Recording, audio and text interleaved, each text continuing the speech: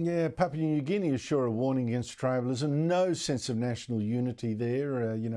We should all be in this together, make sacrifice. None of that. Since the end of the colonial period, it's been a basket case.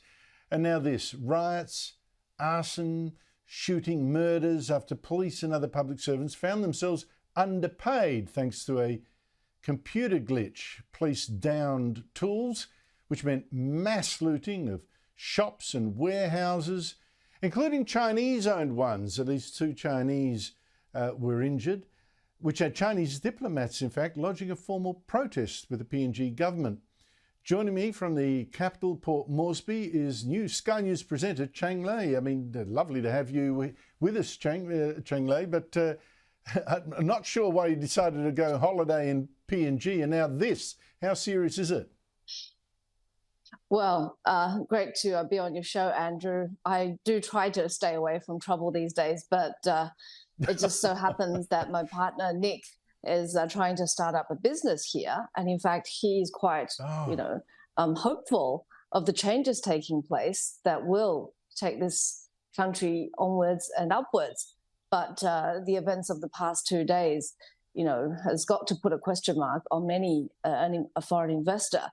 And how serious is this? More than the riots themselves, which are said to have cost an estimated, $1 billion in damages, not to mention the casualties, the human suffering, and also the taint on the national image. But more than that, it's what it says about the extent of social dysfunction and public discontent, and also the divide between the politicians and the average people who are just fed up and, or some, as people tell me, are greedy and aspirational.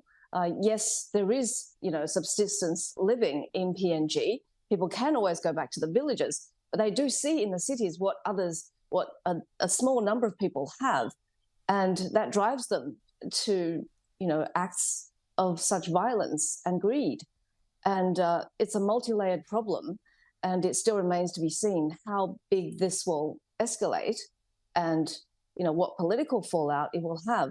Because what I'm hearing from the business community is that the government has been so preoccupied with politicking, with the vote of no confidence coming up very soon, that they'd forgotten about the forewarning that, there will be new taxes, higher taxes, and therefore civil servants will be feeling disgruntled. So it's, as you say, it is quite crazy here. Yeah, more than a dozen deaths as well. I mean, it's so shocking.